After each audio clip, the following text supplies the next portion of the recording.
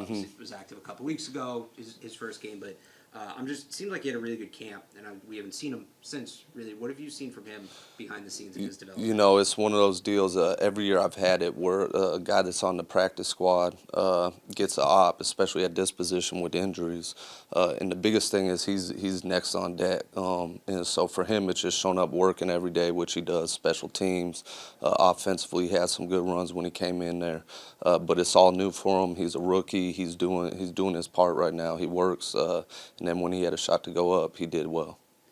What have you seen from Ramondre since just bouncing back from the foot last week? Yeah, you know, with Dre, he's always going to compete. He's always going to finish. He's always going to play physical. But there's a little bit of excitement. I think, when you miss a few games and you got to watch your brothers go out there and battle without you, you get the itch to really go out there and do some things. So he's excited. He's focused. He's real even tempered, so it doesn't get too high, too low. But you can tell he's excited. He wants to go out and have a big game. Gerard just came in here and talked about the Jets' defensive front, Quentin Williams, these edge guys. For your room this week, like in pass protection, how big of a week is this for you, and how much of a challenge do those guys present? It's huge because, I'm always preaching to them, the more first downs we get, the more runs we can call, which is, what the guys want.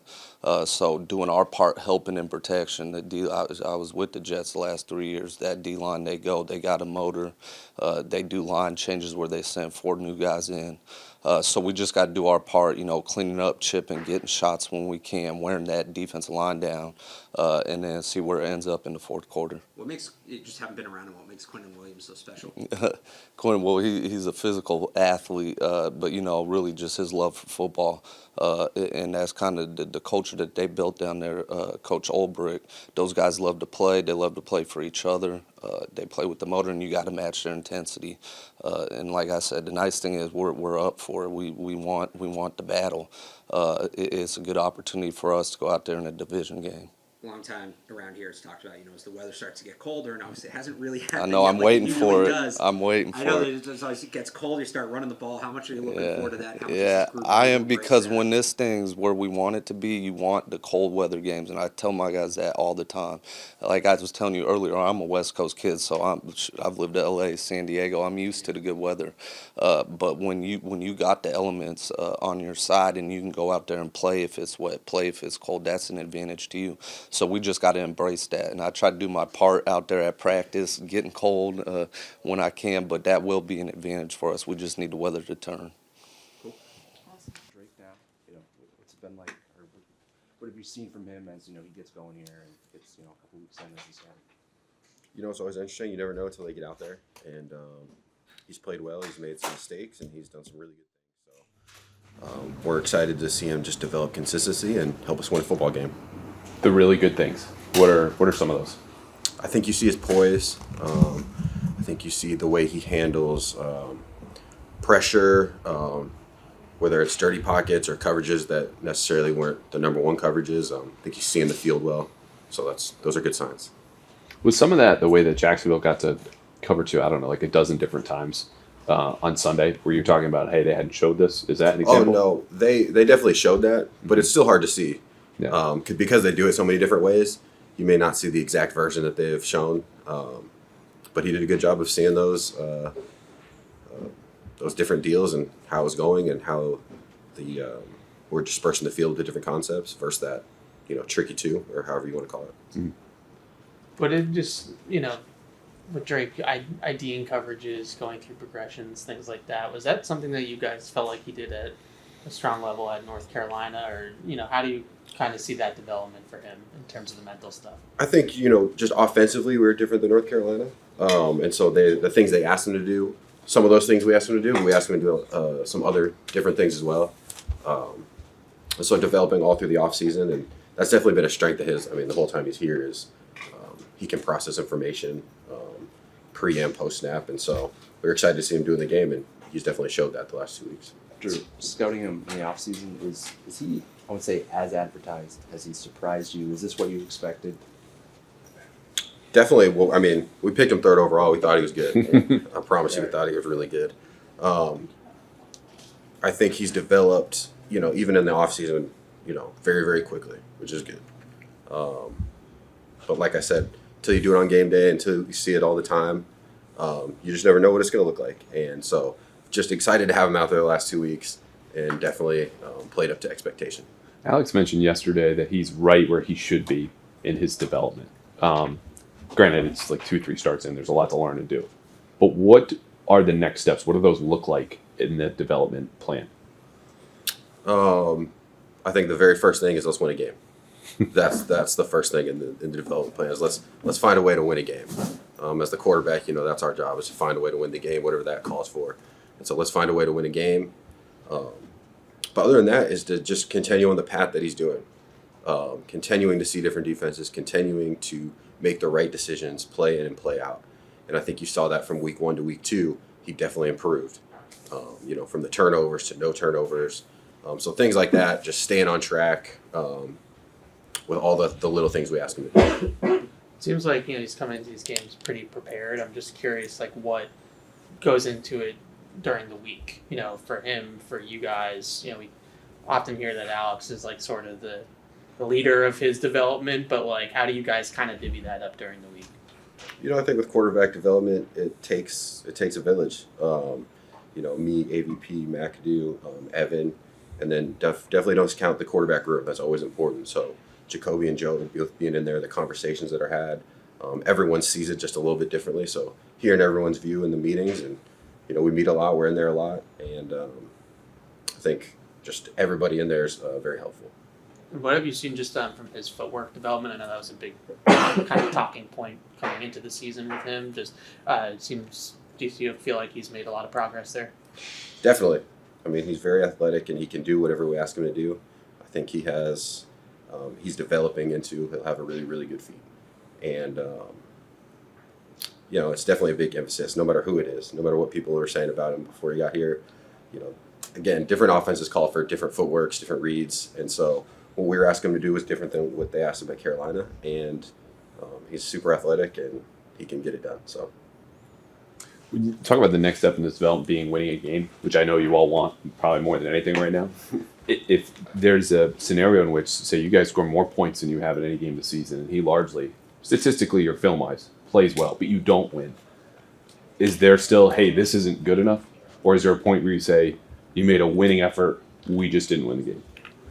I think as far as when we talk, we're going to talk about each specific play and how you performed on that play based on what we asked you to do, and so that doesn't change based on the outcome. That is what we asked you to do. Did you get it done? And so as we talk through the game, I think it's more in those terms. But then overall, our overall job as the quarterback is to find ways to win the game. And so no matter how we played or functioned, we got to find a way to get that done. So I think. Yes, individually, each play is going to be talked about within its own context, but at the end of the day, we got to find a way to win a game. What's allowed him to garner respect so quickly among his teammates this year?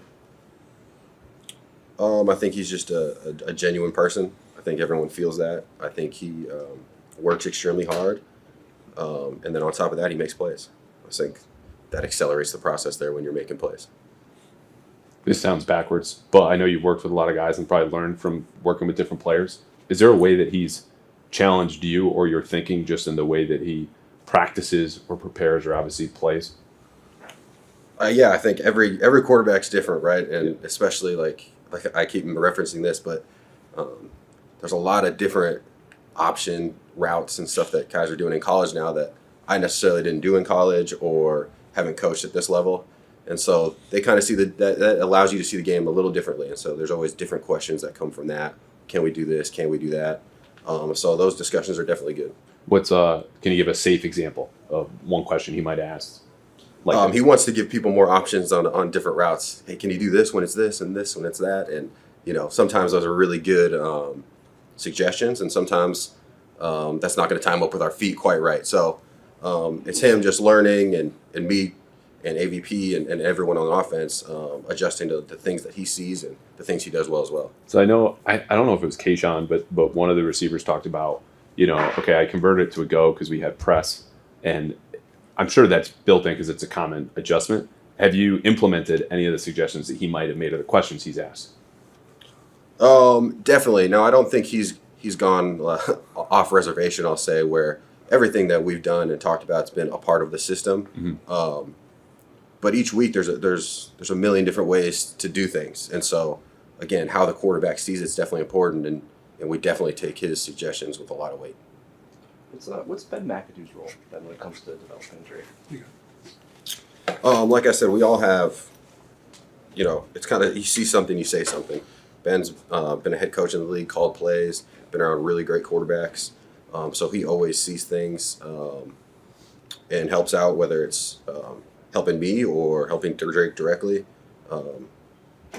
He's got a big influence over the footwork. I mean, come from the same kind of background footwork-wise, AVP, me, and McAdoo. So we all see things similarly, but he's definitely got some insights there. How far back does the drills or the overall kind of playing go? Like I know AVP talked about, some of the stuff like Paul Hackett was doing is still underpinning, the footwork drills and throwing into nets. Like, do you know the history of kind of stuff you're teaching, how far it goes back?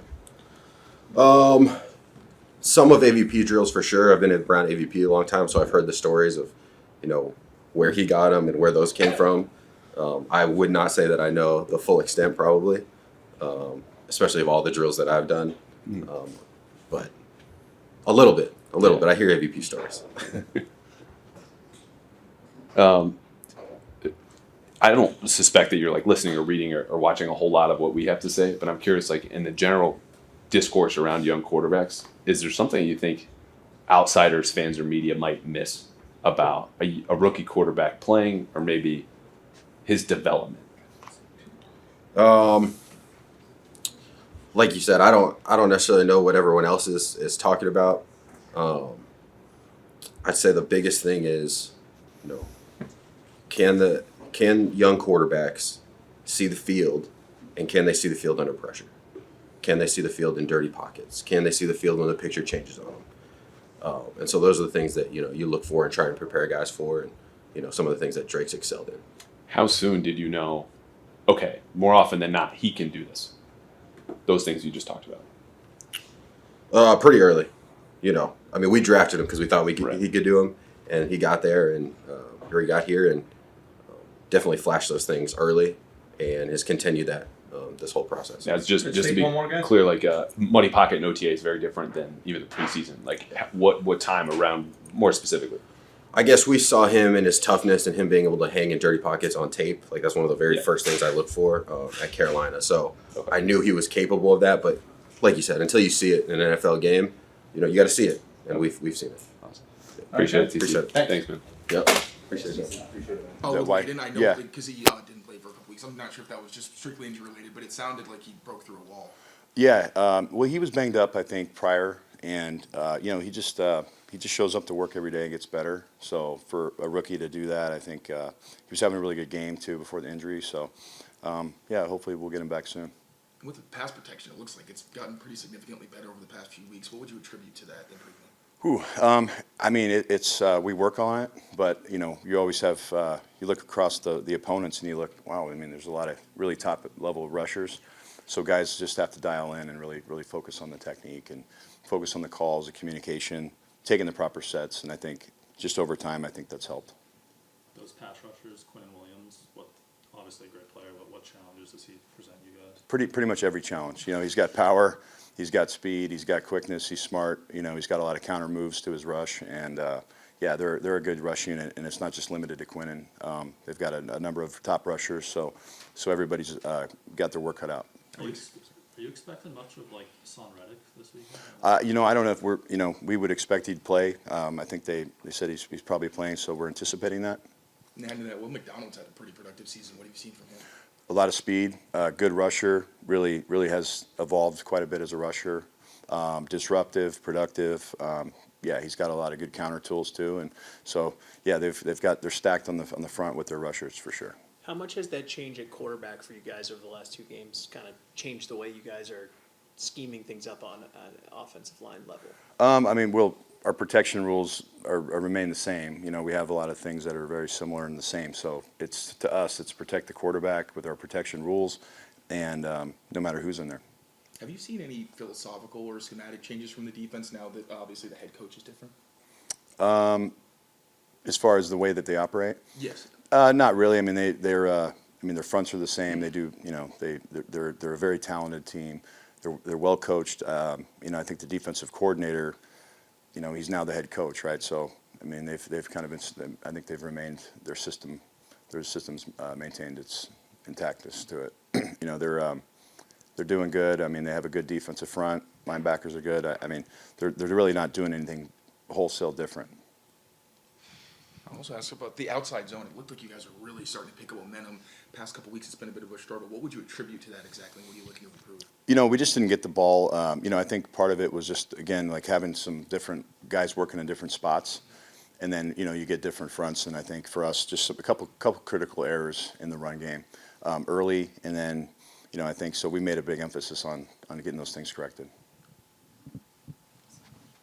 Yeah, you're welcome. Just kind of what we talk about each day, just daily improvement, you know, just putting like a continuous effort on that. I think the guys are working in that direction. Yesterday in particular, we had a great practice, probably one of our best ones we've had in several weeks. And the guys really did a nice job coming out, being focused, being like dialed into the details. And so that's the biggest thing we just talk about each day, just continuous effort on daily improvement. And I think that's what they were doing yesterday and going forward. Is Jalen still? Are you unsure whether or not you'll actually have him for Sunday at this point? Yeah, exactly. Yeah, we're uncertain. We don't know yet. How has Javon done when it comes to some of the things you just mentioned, like being on the details, being focused? Where is he in terms of his trajectory as a young player? You know, still learning his way? I would say better and better every day. I think his arrow is always pointing up, which is a good thing. I appreciate the way that he interacts and asks questions of me, of other coaches, of his teammates. He wants to do a good job. He wants to get better. I think he's improved in that area. Like I said, every day. What does he have to do at this point to get on the field?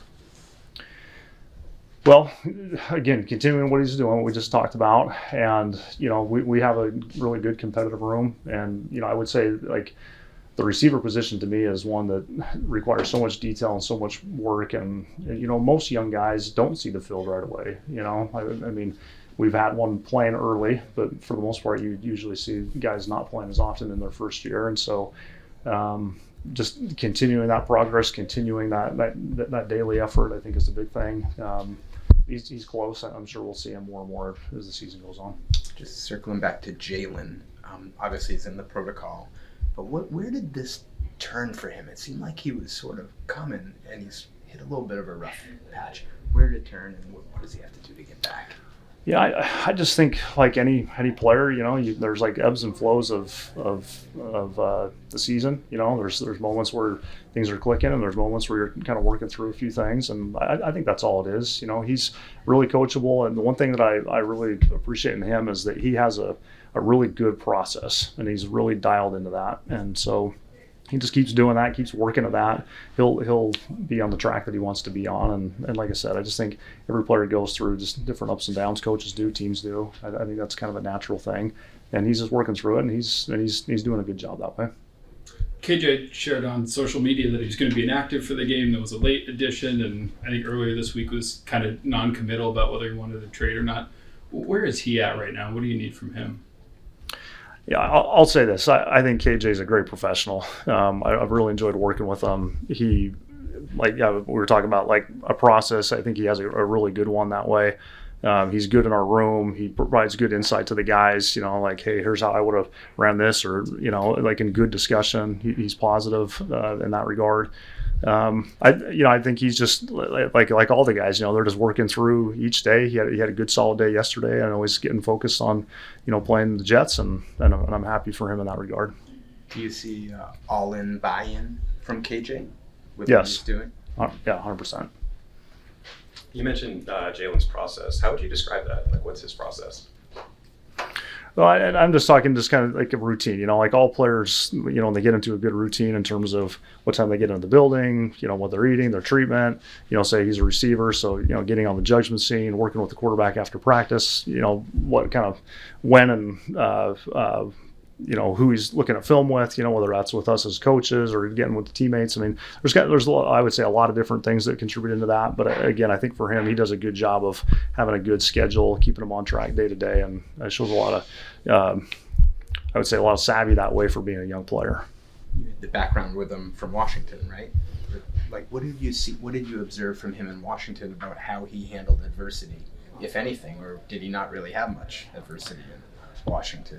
Well, we were fortunate. We had a really good team, and he was a big part of that. And we certainly had our moments, just like any team, where there was challenges, and he always responded to the challenge. I felt like, and that was one of the first things that I noticed about him. Actually, is just he had good mental toughness and good awareness of what the team needed, and I think he'll be that way for us too. Sean Bowie, what have you seen from him that's allowed him to be so effective in the last 2 weeks?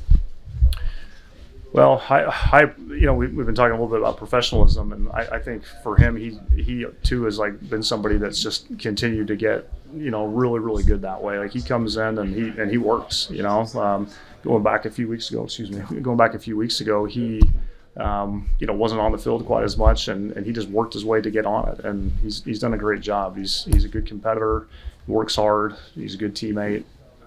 He's just been doing all the things that you need to do to continue to elevate.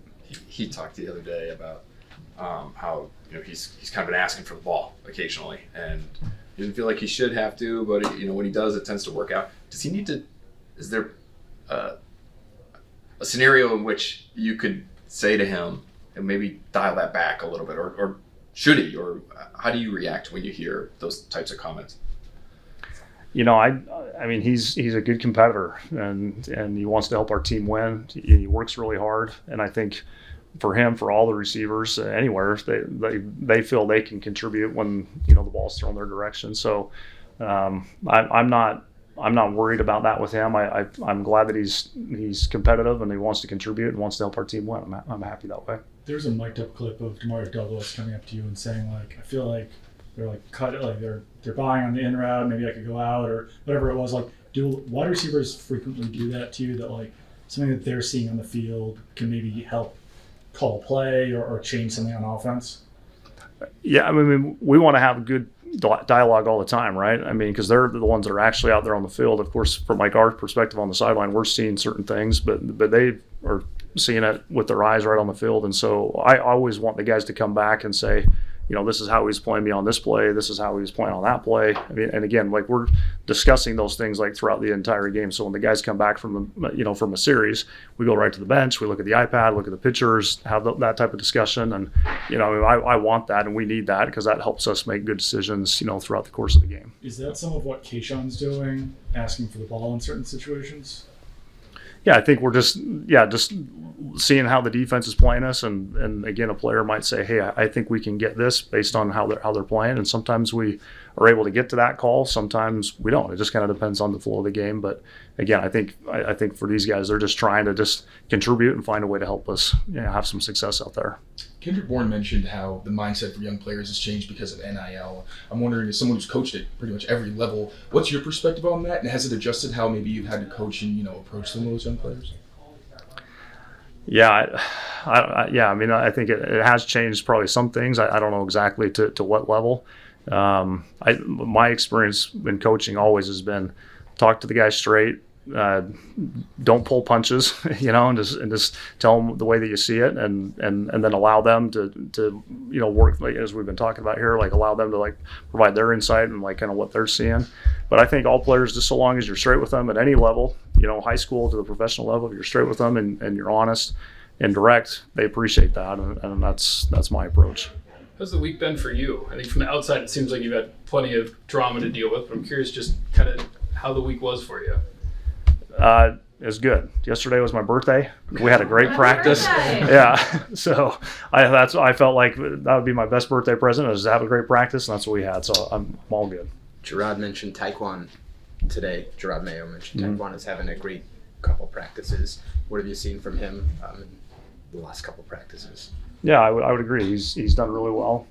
He's been out there working, and Taekwon, I think, is a guy that doesn't really have a high football IQ, and he understands the spacing on the field, and that we talk in our room a lot. When we run our routes, we need to run routes to get other people open. Sometimes, sometimes we're the primary target, sometimes we're the secondary target, whatever it is. And I think Taekwon understands how our concepts fit together, and again, sometimes he's the lead in that, and sometimes he's got to do some kind of different assignment to help free somebody else up. So he's a valuable part of the team because he's a good team player in that regard, and he's had a great week.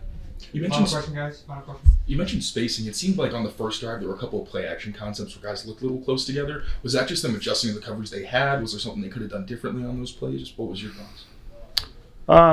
Yeah, I would say, like our spacing is something we talk about extensively. We talk like if it's zone coverage, like our depth and spacing is critical of the play. It's always something that we're keeping an eye on and talking about. So when we do get a little tight in those zones, that's not what we want. We want to, essentially have the defense defend every blade of grass that's out there on the field. And so, that's something we can just continue to get better at. Happy birthday. Yeah, Thanks. yep.